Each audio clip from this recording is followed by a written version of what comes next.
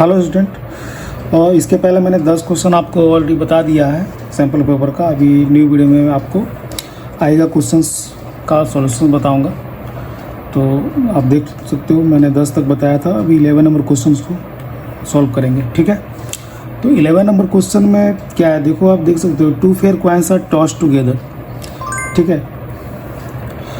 The probability of getting 2 heads, मतलब कोई भी कॉइन रहता है उसमें एक टेल होता है और एक हेड होता है, ठीक है।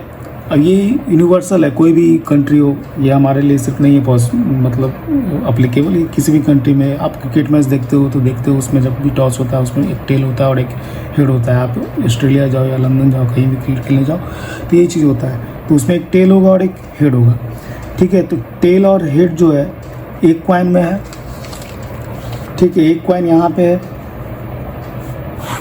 ठीक है। और फिर इसके बाद दूसरा कॉइन भी है, उसमें भी टेल हेड होगा, ठीक है। 2 कॉइन हमारे पास है, तो अब कॉम्बिनेशन कितने हमारे पास निकलेंगे। अभी क्वेश्चन मुझसे क्या पूछा जा रहा है कि गेटिंग 2 हेड्स, 2 हेड्स मतलब आने का मतलब कि दोनों में हेड्स आना चाहिए, तो इसके कितने चांसेस हैं।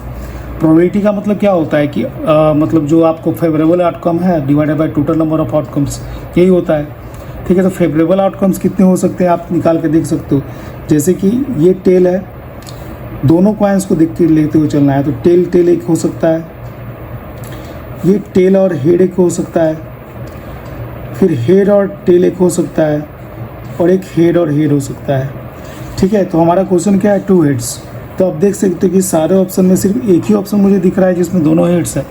मतलब क्या हुआ कि जो हमारा फेवरेबल आउटकम है वो हमारा एक ही हुआ, और जो टोटल नंबर ऑफ आउटकम्स क्या लिख सकते हो, 1 2 3 4 है, टोटल 4 है, इसका मतलब है 1/4, ठीक है।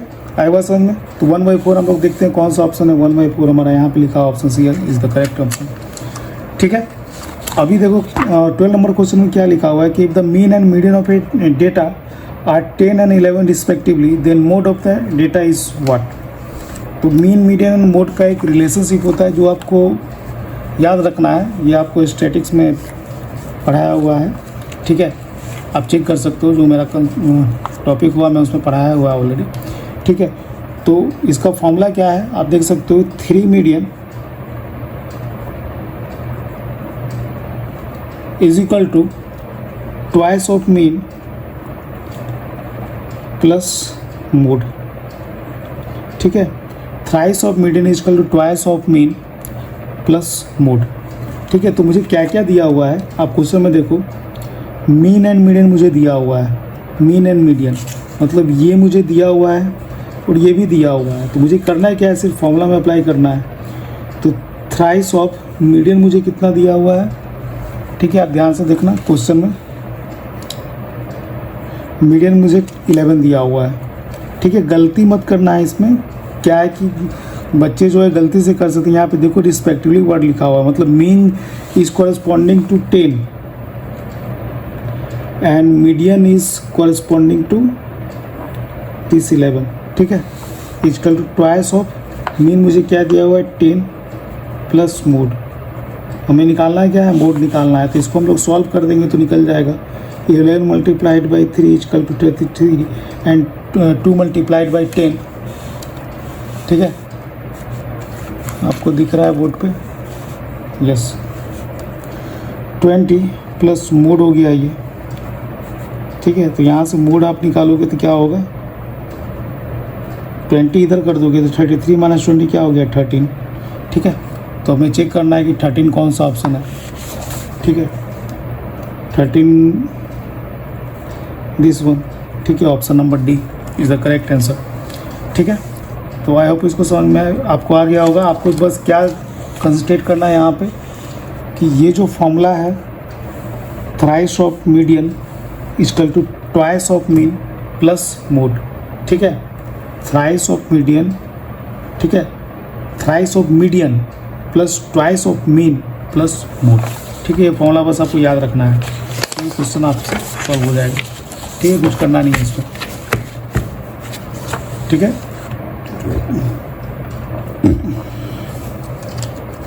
अभी 30 नंबर क्वेश्चन को देखते हैं। 30 नंबर क्वेश्चन में क्या लिखा हुआ है कि if the distance access of the point P x y from 1 0 and 0 1 are equal, then which of the following is true. ठीक है, तो देखो ध्यान से, the distances of a point P x y from 1 0 and 0 1, ध्यान से देखना, ये हमारा वाई एक्सिस, ये हमारा एक्स एक्सिस। ठीक है, अभी देखो पॉइंट कैसे प्रेजेंट करेंगे, ये सिर्फ मतलब आपको यदि कोऑर्डिनेट ज्योमेट्री यदि आपको आता है तो आपको दिक्कत नहीं होगा। ठीक है, तो उसका बेसिक कंसेप्ट नहीं चाहिए कि मतलब पॉइंट को हम लोग किसी कोऑर्डिनेट सिस्टम में कैसे रिप्रेजेंट करते हैं। ठीक है, तो 1 0 क्या होगा, 1 0 मतलब x equal to 1 y equal to 0,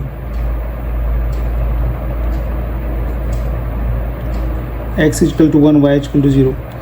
and दूसरा क्या हुआ है 0 1, 0 1 क्या होगा, यहाँ पे 0 1 आएगा। ठीक है, 0 1 यहाँ पे आएगा। अभी क्या बोला है कि the distances of the point P x y from 1 0 and 0 are equal, then which of the following is true. ठीक है, तो डेफिनेटली इसमें क्या होगा आप देख सकते हो, यदि मान लो एक पॉइंट हम यहाँ पे ये लेते हैं या पॉइंट इधर लेते हैं हम लोग, फ्रॉम 1 0 एंड 0 1। ठीक है, कोई भी एक पॉइंट हम लोग क्या कर सकते हैं, मान लो कि ये पी एक्स वाई यहाँ पे लेते हैं सपोज एग्जाम्पल के तौर पे, ध्यान देना यहाँ पे। ठीक है, ज़्यादा कंफ्यूज होने का ज़रूरत नहीं है। तो ये हमारा हुआ, ये एक डिस्टेंस हुआ, ये एक डिस्टेंस हुआ। ठीक है, हमें कंडीशंस क्या दिया हुआ है, इक्वल है ये दोनों, मतलब ये जो d1 है डिस्टेंस और ये जो d2 है डिस्टेंस, दोनों क्या है, इक्वल है। ये मुझे कंडीशन दिया हुआ है। तो डिस्टेंस फॉर्मूला हमारा क्या होता है, डिस्टेंस फॉर्मूला हम लोग कैसे लगाते हैं, x2 minus x1 square root of x2 minus x1 plus square root of y2 minus y1, यही लगाते हैं ना। तो अभी देखो आप ध्यान से कि अप्लाई क्या करेंगे, हम लोग अप्लाई करेंगे डिस्टेंस फॉर्मूला। ठीक है, डिस्टेंस फॉर्मूला। ठीक है, कोई पॉइंट हमने कोई भी आर्बिट्रेरी पॉइंट ले लिया यहाँ पे कोऑर्डिनेट सिस्टम में, ये 1 0 है और 0 1 है, ये पॉइंट से हमें डिस्टेंस निकालना है। तो हमें कंडीशन क्या दिया हुआ है, d1 इक्वल टू d2 दिया हुआ है। दिस इम्प्लाइज दैट d1 का स्क्वायर भी इक्वल होगा d2 स्क्वायर के बाद, मतलब कहने का मतलब है कि 2 स्क्वायर यदि इधर लिखेंगे या 2 स्क्वायर, कोई फर्क तो पड़ना नहीं है ना। यदि 2 इक्वल टू 2 है, इसका स्क्वायर, इसका क्यूब, इसका मतलब पावर 4 कुछ भी रखेंगे बराबर ही होगा। उसी तरीके से d1 इक्वल टू d2 है तो d1 का स्क्वायर इक्वल टू होगा d2 का स्क्वायर। अभी डिस्टेंस फॉर्मूला वो अप्लाई, स्क्वायर क्यों किया, क्योंकि स्क्वायर रूट में हमको रखने से कोई मतलब नहीं है। ठीक है, d1 हम लोग निकालेंगे तो x2 माइनस x1 या y2 minus x1 minus x2 कोई फर्क नहीं पड़ता है। तो मान लो जैसा फॉर्मूला लिखा है आपकी बुक में उसके अनुसार चलते हैं। तो इसके अनुसार यदि d1 यदि हम लेंगे तो यहाँ से डिस्टेंस यदि इसका निकालते हैं तो x2 माइनस x1 मतलब क्या हो गया, x माइनस 0 का स्क्वायर प्लस y माइनस 1 का स्क्वायर, यही होगा ना। इसी तरीके से यदि इसको हम लोग देखते हैं तो x2 माइनस x1 मतलब x माइनस 1 का square plus y2 minus 0 y minus 0 का स्क्वायर, यही होगा। अब इसको हम लोग सिंप्लीफाई करेंगे, देखते हैं क्या रिलेशन आता है। X square plus y minus 1 का स्क्वायर के क्या कर सकते हैं, y square plus 1 minus 2y। ठीक है, इसको यदि ब्रेक करेंगे तो एक्स स्क्वायर, ठीक है, minus 2x plus 1 plus y square हुआ। ठीक है, यहाँ से देखो y स्क्वायर इस साइड कैंसिल हो जाएगा, यहाँ से एक्स स्क्वायर कैंसिल हो जाएगा, यहाँ से 1 और 1 भी कैंसिल हो जाएगा। ठीक है, तो हमारे पास बचा क्या, minus 2y equal to minus 2x। This implies that y equal to x, और इसको ऐसा भी ले सकते हैं x इक्वल टू y। तो वैसा कोई देखते हैं ऑप्शन दिया हुआ है कि नहीं दिया हुआ है, दैट इज विल करेक्ट होगा। तो देखो यहाँ पे डी ऑप्शन दिया हुआ है, x equal to y, that is the correct option. ठीक है, तो आपको आई होप ये सॉल्यूशन समझ में आया होगा। ठीक है, अभी नेक्स्ट क्वेश्चन में चलते हैं। The values of k4 is the quadratic equation 5x square minus 9kx plus 5 equal 0 has real and equal roots. ठीक है, रियल एंड इक्वल रूट्स कब आता है किसी भी क्वाड्रेटिक इक्वेशन का, ठीक है। तो एक्स का जो क्वाड्रेटिक इक्वेशन होता है वो हमें फॉर्मूला याद है, प्लस माइनस, ठीक है,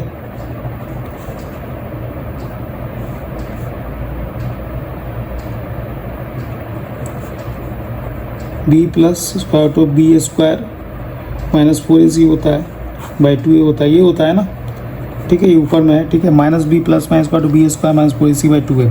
अब इसका रियल रूट कब निकलेगा? रियल रूट तभी निकलेगा जब ये जो स्क्वायर रूट के अंदर जो पार्ट है वो पॉजिटिव हो जाए, तभी निकलेगा ना।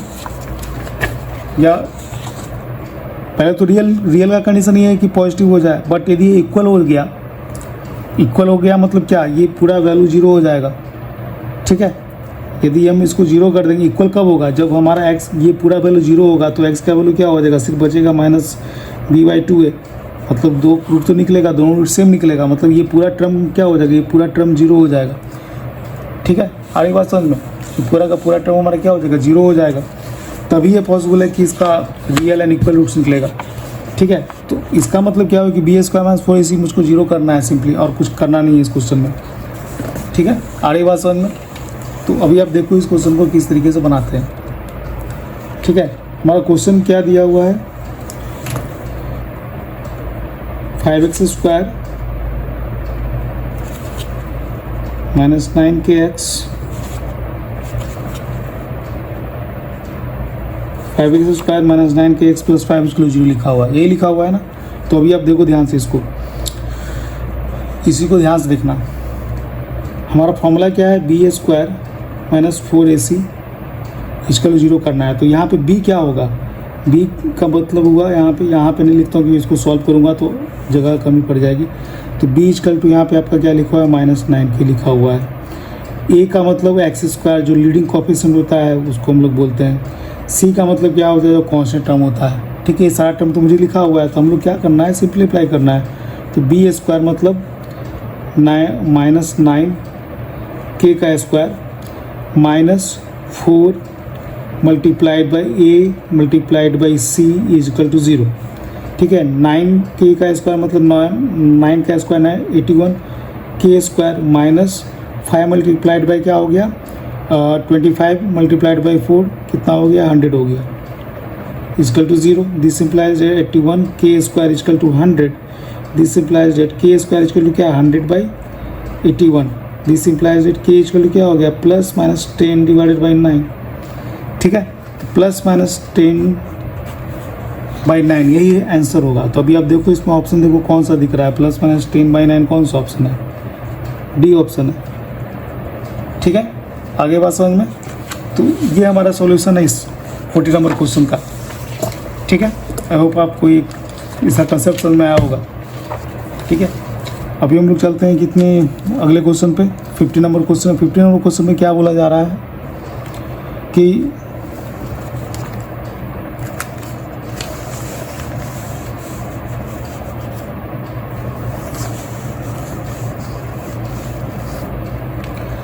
the lines represented by linear equations x equal to n y equal to b are, अभी इसमें ऑप्शन दिया हुआ है intersecting at A B, intersecting at B A, ठीक है। तो ये बहुत ही सिंपल क्वेश्चन है, इसमें कुछ है नहीं रखा हुआ, आपको बस कोऑर्डिनेट सिस्टम पता होना चाहिए। Like this is y axis, this is x axis, ठीक है। अभी क्या बोल रहा है कि lines represented by the linear equations x equal to a. तो आपको एक कंसेप्ट में क्लियर बता देता हूँ, कंसेप्ट क्या है यहाँ पे है, ठीक है। किसी value x equal to a का जो ग्राफ होगा, ठीक है,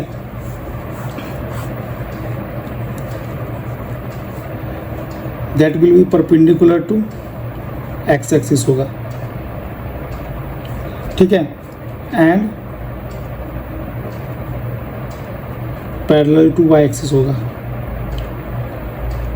तो इस तरीके से किसी भी y का वैल्यू जो होगा परपेंडिकुलर टू एक्स एक्सिस हो, वाई एक्सिस होगा,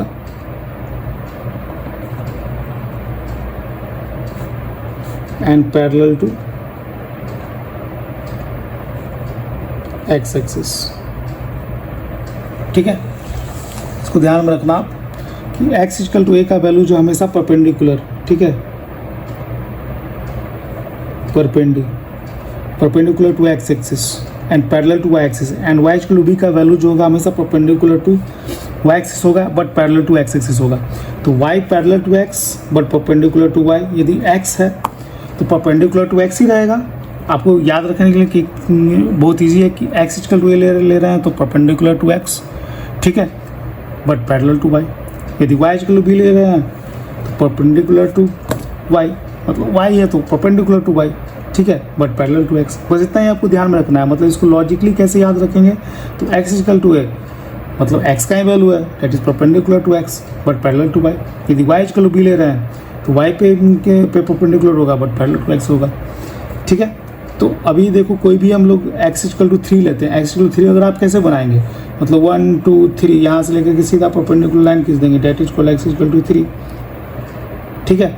उसी तरीके से x equal to y equal to का ग्राफ कैसे बनाएंगे, वाई इक्वल टू सीधा ऐसे निकाल देंगे, वाई इक्वल टू हो गया ये 1 2 2 पॉइंट से सीधा ऐसे खींच देंगे that is called y equal to. तो आप समझ रहे हो, तो वाई इक्वल टू क्या है, पैरेलल टू एक्स एक्सिस है बट परपेंडिकुलर टू क्या है, वाई एक्सिस है। एक्स इक्वल टू 3 क्या है, परपेंडिकुलर टू एक्सिस है बट पैरेलल टू क्या है, वाई एक्सिस है। तो उसी तरीके से क्वेश्चन में बस यही कंसेप्ट अप्लाई हुआ है। क्वेश्चन में आप देखो ये कंसेप्ट अप्लाई हुआ है। कंसेप्ट में क्या लिखा हुआ है, the line represented by linear equations x equal to x y equal to b are. तो एक्स इक्वल टू ये क्या करेंगे, एक्स इक्वल टू मतलब पैरेलल टू क्या होगा, वाई एक्सिस होगा, ठीक है, बट परपेंडिकुलर टू एक्सिस होगा, और वाई इक्वल टू बी क्या होगा, परपेंडिकुलर टू वाई एक्सिस होगा, ठीक है, but parallel to x axis होगा। ये तुम्हारा क्या हो गया, वाई इक्वल टू बी हो गया। तो अभी देखो यहीं पे कटेगा ना, ए बी पे एक ही पॉइंट है, ठीक है। X equal to a perpendicular इधर हो गया, वाई इक्वल टू बी यहाँ आ गया, ठीक है। ये बी ये डिस्टेंस क्या हुआ, बी हुआ, और ये डिस्टेंस क्या हुआ, ए हुआ, ठीक है। तभी तो बना ए बी, समझ में आई बात। तो इंटरसेक्टिंग एट ए बी, ठीक है। आई होप आपको ये बात समझ में आ गई। तो इसका ऑप्शन क्या हो जाएगा, सही करेक्ट आंसर ये ऑप्शन हो गया, ठीक है। अभी अगले क्वेश्चन में चलते हैं। If cos theta is equal to 1/√2 then tan theta is equal to क्या हो जाएगा। तो इस क्वेश्चन को बनाने का बहुत सारा मेथड है, ठीक है, बहुत सारा मेथड है। मैंने ऑलरेडी डिस्क्राइब किया हुआ है अपने जो कोर्सेज हैं उसमें डिस्क्राइब किया हुआ है, ठीक है। बट हम लोग सबसे सिंपलेस्ट सॉल्यूशंस में जाएंगे जो आपको समझने के लिए आसान हो, ठीक है। तो अभी देखो cos थीटा इक्वल टू 1/√2 1/√2 मतलब क्या हुआ कि थीटा का वैल्यू क्या हो जाएगा, 45 डिग्री हो जाएगा, यही होगा ना। है बात समझ में, थीटा का वैल्यू क्या हो जाएगा, 45 डिग्री हो जाएगा। और आप जानते हैं कि tan 45 डिग्री इक्वल टू क्या होता है, 1 होता है, ठीक है। तो आंसर आपका क्या हो गया, 1, option C number is correct, ठीक है। अब इसका दूसरा मेथड भी है, ठीक है। ये बात आपको समझ में आई। cos थीटा इक्वल टू 1/√2 है यहाँ पे, तो थीटा इक्वल टू 45 डिग्री, ठीक है। तो डेफिनेटली tan 45 डिग्री इक्वल क्या होता है, 1 होता है। ये तो आपका एक सिंपल सा तरीका हुआ। दूसरा तरीका क्या हो सकता है कि cos थीटा इक्वल टू 1/√2 दिया हुआ है, ठीक है। ध्यान देना, आप कोई ट्रायंगल बना लेंगे, ठीक है। ये थीटा हो गया, ठीक है। तो क्या होता है, इसका मतलब क्या होता है, बेस बाय हाइपोटेन्यूज होता है, यही होता है ना। तो ये 1 हो गया, ये √2 हो गया, ठीक है। तो परपेंडिकुलर निकालने के लिए क्या करेंगे, पाइथागोरस अप्लाई कर सकते हैं यहाँ पे, ठीक है ना। तो पाइथागोरस यदि अप्लाई करेंगे तो ये भी क्या हो जाएगा, 1 हो जाएगा, क्योंकि √2 का square 2 - 1 equal to √1 equal to 1 हो गया, ठीक है। तो अभी आप क्या इसमें tan थीटा आपको अप्लाई करना है। तो tan थीटा का मतलब क्या हो गया, परपेंडिकुलर, ये p हो गया, तो p बाई क्या हो जाएगा, b हो जाएगा, ठीक है। b यहाँ पे आपको 1 दिया, h यहाँ पे √2 दिया हुआ है, दोनों 1 है तो 1/1 इक्वल टू 1 होता है, ठीक है। ये तो आपका दूसरा तरीका हो गया। तीसरा तरीका से आप कैसे निकाल सकते हो, तो cos थीटा इक्वल टू आपको दिया हुआ है कितना, 1/√2, ठीक है। इसका मतलब क्या हुआ है कि sec थीटा क्या हो जाएगा, √2 हो जाएगा, है ना। तो टेन थीटा इक्वल टू क्या होता है, सेक स्क्वायर थीटा क्या होता है, sec square theta equal to होता है 1 प्लस टेन स्क्वायर थीटा। आई बात समझ में? इसका भी प्रूफ मैंने ऑलरेडी अपने कोर्सेज में रखा हुआ है, कैसे प्रूफ होता है, ये सब कुछ इजीली आपको अवेलेबल होगा। सेक स्क्वायर थीटा मतलब स्क्वायर टू का स्क्वायर 2 हो गया plus 1 plus tan square theta. ठीक है, this implies that 2 minus 1 equal to 1 equal to क्या हो गया, टेन स्क्वायर थीटा हो गया। This implies that tan theta equal to आपका क्या निकला, 1 निकला। ठीक है, प्लस माइनस करने का जरूरत ही नहीं है क्योंकि इसमें आपको निगेटिव ऑप्शन ही नहीं है, कोई मतलब ही नहीं उसका करने का। ठीक है, तो आपने देखा 3 मेथड है, इसके अलावा और भी बहुत सारे मेथड निकालने के, ये मैं आपको सिंपलेस्ट तरीका बताया इसको निकालने का। ठीक है, तो ऑप्शन नंबर 1 सी जो इसमें करेक्ट आंसर होगा। ठीक है, इट डाई इज, अभी 70 नंबर क्वेश्चन करते हैं। 70 नंबर क्वेश्चन में क्या लिखा हुआ है, 70 नंबर क्वेश्चन में क्या लिखा हुआ है कि it die is thrown once, the probability of getting a number less than 6 is 1। ठीक है, तो अभी देखो कोई भी डाई होता है, आप ध्यान से देखना, मतलब जो आप लूडो खेलते हो तो लूडो खेलते हो जब पासा जब फेंकते हो सकनी मामों की तरह दूसरे को मारने के लिए, ठीक है, गोटी को मारने के लिए अगर खेलते हो ना, तो उसमें नंबर 1 2 3 4 5 और 6 आता है, ये फेवरेबल नंबर होता है, 6 आता है तो आपका गोटी घर से बाहर निकलता है ना। तो अभी क्या क्वेश्चन क्या पूछ रहा है, क्वेश्चन यहाँ पूछा जा रहा है आपको कि the probability of getting a number less than 6। तो प्रोबेबिलिटी का मतलब क्या होता है कि जो आपका फेवरेबल आउटकम है, तो लेस देन 6 आने का तो आपके पास कितने टोटल 5 प्रोबेबिलिटीज है ना, 1 भी आ सकता है, 2 भी आ सकता है, 3 भी आ सकता है, 4 भी आ सकता है, 5, टोटल 5 ऑप्शन है आपके पास, मतलब फेवरेबल इवेंट में आपको 1 2 3 4 5 कोई भी आ सकता है। ठीक है, तो टोटल 5 आपके आ सकते हैं फेवरेबल आउटकम, और टोटल आउटकम कितने आ सकते हैं, 6 आएंगे, तो डेट इज़ 5/6। बस इतना ही है कंसेप्ट इसमें। ठीक है, आई बात समझ में? तो 5/6 आप देखो कौन सा ऑप्शन है, बी ऑप्शन है, that is the correct answer. ठीक है, अभी हम लोग आते हैं 80 नंबर क्वेश्चन में। ठीक है, 80 नंबर क्वेश्चन जो है फिगर देख करके आपको डर लग रहा होगा, बट फिगर से डरने का है नहीं, बहुत ईजी क्वेश्चन है ये। ठीक है, अभी आप देखो इस चीज़ को ध्यान से समझना। अभी मान लो कि कोई सर्किल है,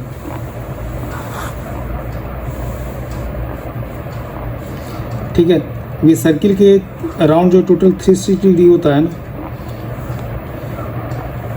होता है कि नहीं होता है, इसके अंदर एक और सर्किल बना देते हैं। ठीक है, तो आप बताओ टोटल 360 डिग्री होगा, तो टोटल 360 डिग्री होगा तो टोटल कितना एरिया कवर करेगा, तो 360 डिग्री पायर स्क्वायर कवर करेगा, रेडियस यदि इसका आर है तो, है ना। तो किसी पार्टिकुलर एंगल थीटा के लिए यदि हम निकालेंगे, मतलब मान लो कि हमारा इस तरीके से सर्किल दिया हुआ है, बट मुझे एरिया बस इतना ही का निकालना हो, इतना ही का निकालना हो, और ये हमारा कोई एंगल मान लो 60 डिग्री हो। ठीक है, रेडियस मान लो कि आर दिया हुआ है, ठीक है, 60 डिग्री हो, तो पूरा एरिया के लिए 360 डिग्री के लिए जो है हमारा फॉर्मूला क्या होता है, पायर स्क्वायर होता है। 1 डिग्री के लिए क्या हो जाएगा, यहाँ देखना आप, 1 डिग्री के लिए क्या हो जाएगा, पायर स्क्वायर बाई 360 डिग्री। तो 60 डिग्री के लिए क्या हो जाएगा, pier square by 360 degree multiplied by 60 degree. ऐसा आपने पढ़ा था ना बचपन में कि मतलब 1 केले का दाम यदि 2 रुपया है तो 10 केले का दाम कितना होगा, तो मल्टीप्लाई करते थे, वही काम कर रहा हूँ मैं यहाँ पे। ठीक है, तो 60 डिग्री की बात इस तरीके से होगा। तो कोई आर्बिट्रेरी एंगल मान लो कि यहाँ पे मैं थीटा ले लेता हूँ, तो पार्टिकुलर थीटा के लिए क्या हो जाएगा, थीटा बाई, इसको एक फॉर्मूला के टर्म में लिख सकते हैं, 360 degree multiplied by pier square, ऐसा लिख सकते हैं ना, किसी पार्टिकुलर थीटा के लिए जो एरिया होगा, जो एरिया ऑफ दैट थीटा जो कवर करेगा, ए 60 डिग्री या 830 डिग्री जो भी है, इसका फॉर्मूला ही हो जाएगा theta by 360 degree multiplied by pier square. तो बस इतना ही कंसेप्ट अप्लाई करना है आपको। बट यहाँ पे क्वेश्चन में थोड़ा सा पजलिंग क्या डाल दिया है कि यहाँ पे आप बोला इतना ही निकालने का है, पूरा नहीं निकालने का है। और रेडियस दोनों का अलग अलग लिखा हुआ है। तो क्या करेंगे, इसका एरिया में से इसके नीचे छोटे वाले जो रेडियस में है उसका एरिया घटा देंगे तो निकल जाएगा। बस इतना ही करना है ना। तो अभी आप देखो इसको कैसे सॉल्व करते हैं, कितना ईजी है क्वेश्चन सॉल्व करना। ठीक है, तो थीटा मुझे क्वेश्चन आप देखो ध्यान से, थीटा मुझे कितना दिखा हुआ है 60 डिग्री, और एक जो है ओ ए का जो मतलब है आपका रेडियस, बड़ा वाला जो सर्किल है उसका रेडियस 5 सेंटीमीटर और छोटा वाला जो सर्किल है उसका रेडियस 3 सेंटीमीटर है। ठीक ना। तो अभी आप देखो एरिया क्या हो जाएगा, एरिया ऑफ 60 डिग्री यदि आप निकालोगे तो 60/360 मल्टीप्लाइड बाई, इसको कॉमन कर लेते हैं क्योंकि ये दोनों के लिए कॉमन हो जाएगा। ठीक है, पायर स्क्वायर मतलब पाई मल्टीप्लाइड बाई 5 का square minus pi multiplied by 3 का स्क्वायर, यही करेंगे ना। कोई डाउट तो नहीं हो रहा है इसमें, बहुत इजी है, कुछ है ही नहीं इसमें, बहुत इजी क्वेश्चन है। ठीक है, इक्वल टू इसको काट दो, 1/6 टाइम्स में कटेगा, पाई कोई बाहर नहीं निकाल दो। ठीक है, 5 का स्क्वायर 25 होगा माइनस 3 का स्क्वायर 9 होगा, है ना। तो 1/6 पाई मल्टीप्लाइड बाई 25 माइनस 9 कितना होता है, 16 होता है। ठीक है, तो ये क्या हो जाएगा, ये 8 टाइम्स ये 3 टाइम्स, 8/3 पाई, 8/3 पाई। ठीक है, 8/3 पाई देखो कौन सा ऑप्शन लिखा हुआ है, चेक कर सकते हो। 8/3 पाई यहाँ पे आप देख रहे हो, होप आपको ये बोर्ड पे दिखा हुआ है, इस तरीके से निकाला है हमने। ठीक है, तो ये पाई/3 ये आपका आंसर हो गया। ठीक है, होप आपको ये क्वेश्चन का आंसर समझ में आया होगा। तो बहुत इजी है, इसमें कुछ करना नहीं है। ठीक है, अभी कुछ क्वेश्चंस है असर्शंस एंड रीजन का, उसको हम लोग देखते हैं। ये भी बहुत इजी ही क्वेश्चन है, इसमें कुछ है नहीं। ठीक है, खासकर मैथमेटिकल असर्शन रीजन बनाना बहुत डिफिकल्ट नहीं है, बहुत इजी काम है। ठीक है, बस आपको कंसेप्ट पता होना चाहिए मैथमेटिक्स का। ठीक है, अभी क्या है, असर्शन रीजन बेस्ड क्वेश्चन है। तो डायरेक्शंस में लिखा है in question numbers 9 and 20 statement of assertion A is followed by a statement of reason R, choose the correct option from the following. इसमें क्या है कि both assertion A and reason R true, मतलब दोनों reason है and reason R is the correct explanation of assertion a. मतलब जो reason are जो लिखा हुआ है उसके लिए जो करेक्ट एक्सप्लेनेशन है वो ए के लिए ऑलरेडी दिया हुआ है, ऐसा ऑप्शन ए बता रहा है आपको। ऑप्शन बी क्या है, both assertion A and R true, reason R is not the correct explanation, मतलब करेक्ट एक्सप्लेनेशन नहीं है। थर्ड ऑप्शन बोल रहा है कि assertion A is true but reason R is false, मतलब कोई असर्शन दिया जा रहा है बट उसके रीजन गलत है। और चौथा ऑप्शन क्या है कि assertion A is false but reason R is true, मतलब ऐसा भी हो सकता है कि असर्शन ही गलत हो और रीजन जो है ट्रू हो सकता हो। तो अब मुझे जो क्वेश्चन है उसमें से इस चीज़ को निकालना है कि क्या हमारा सही होगा। तो अभी हम लोग क्वेश्चंस पे आते हैं। ठीक है, क्वेश्चंस पे आते हैं, क्वेश्चन देखेंगे तो पता चलेगा। ठीक है, तो क्वेश्चन में क्या लिखा हुआ है आप देखो, क्वेश्चन आपको दिख रहा है, यस क्वेश्चन आपको दिख रहा है अभी। ठीक है, असर्शन ए लिखा हुआ है कि the distance of P a b from origin is, origin से हम निकालेंगे distance of P a b का, तो a square plus b square होगा। तो आप देखो ध्यान से कि यदि मान लो कि हमारा ये एक्स एक्सिस है और ये वाई एक्सिस है, ठीक है, और कोई पॉइंट पी ए बी है, ठीक है, तो ये ओरिजिन से भी आप डिस्टेंस फाइंड करोगे इस पी ए बी का, डिस्टेंस फॉर्मूला अप्लाई करोगे तो स्क्वायर रूट क्या हो जाएगा, ए माइनस 0 का स्क्वायर प्लस बी माइनस 0 का स्क्वायर, ये होगा ना। तो square root of a square plus b square होगा, बट यहाँ तो गलत लिखा हुआ है ना, a square plus b square थोड़ी होगा, तो square root of a square plus b square होगा। तो ये असर्शन तो खत्म हो गया, कहानी खत्म। अभी जो हमारे पास ऑप्शन लिखा हुआ वो हम चेक करेंगे, ज़्यादा नहीं दिमाग लगाने का है। देखो ध्यान से, असर्शन जो है गलत असर्शन का ऑप्शन कहाँ है, देखो पहला ऑप्शन में क्या बोल रहा है कि दोनों ट्रू है, दूसरे ऑप्शन में भी दोनों ट्रू है, तीसरे ऑप्शन में भी असर्शन ट्रू है, और चौथे ऑप्शन में असर्शन ये है, मतलब एलिमिनेट करना हमको सीखना है इसमें। तो हम लोग ऑप्शन डी को ही करेक्ट करेंगे, क्योंकि असर्शन ए फॉल्स है तो दूसरा चेक करने का जरूरत ही नहीं है, क्योंकि फिफ्थ ऑप्शन तो है नहीं, यही 4 ऑप्शन है। आई बात समझ में? अभी देखो, अभी आप देखो ध्यान से, जो ऑप्शंस आपको दिया हुआ है आपको ऑप्शन से एलिमिनेट करना है। जब भी आपको इस तरह क्वेश्चन आएगा आपको ऑप्शन से एलिमिनेट करना आना चाहिए, ठीक है। तो असर्शन रीजन में आपको इसी बात पे ध्यान रखना है। तो both assertion A and reason R true. तो हमने अभी देखा कि असर्शन ए तो रॉन्ग है, तो असर्शन ए जो है रॉन्ग, बाकी तीनों ऑप्शन में असर्शन ए जो है ट्रू बोल रहा है, बट एक ही लास्ट ऑप्शन इसमें असर्शन जो है फॉल्स बोल रहा है। तो हमने अभी भी देखा कि असर्शन ए ही गलत है, तो ऑप्शन डी जो है फटाक से मारेंगे, हमको रीजन आर चेक करने की जरूरत ही नहीं है। आई बात समझ में? उसके बाद फिर अब जाएंगे हम लोग क्वेश्चन नंबर 20 पे, ठीक है। Assertion A square root 2 5 minus square 2 is an irrational number, ठीक है। अभी आप देखो ध्यान से, अभी स्क्वायर रूट ऑफ 2 है, ठीक है। 5 माइनस स्क्वायर रूट ऑफ 2 है, तो इसको आप सिंप्लीफाई करोगे तो 5 स्क्वायर रूट 2 माइनस 2 बचेगा, ठीक है। Square root 2 multiplied by square 2 equal to 2 होता है। तो ये स्टिल हमारा क्या है, इरेशनल ही है, इरेशनल ही है, ठीक है। तो अभी ये क्या है कि पहला असर्शन जो लिखा है इज एन इरेशनल नंबर, तो ये तो करेक्ट है। इसमें कोई अभी हमारे पास 3 ऑप्शंस, अभी ऊपर का जो ABC है उसी में से कोई एक होगा। अभी तो इतना समझ में आ गया। अभी क्या बोल रहा है कि product of 2 irrational number is always irrational, ठीक है। अभी क्या बोल रहा है कि product of 2 irrational number is always irrational. तो अभी ध्यान दो कि प्रोडक्ट 2 इरेशनल नंबर, मान लो कि स्क्वायर रूट ऑफ 3 है और दूसरा जो है एक नंबर ले लेते हैं स्क्वायर रूट ऑफ 2, क्या दोनों को मल्टीप्लाई करेंगे तो ये स्क्वायर रूट ऑफ 6 आएगा। तो ये क्या रेशनल बन गया? क्या रेशनल नहीं बना ना, ठीक है।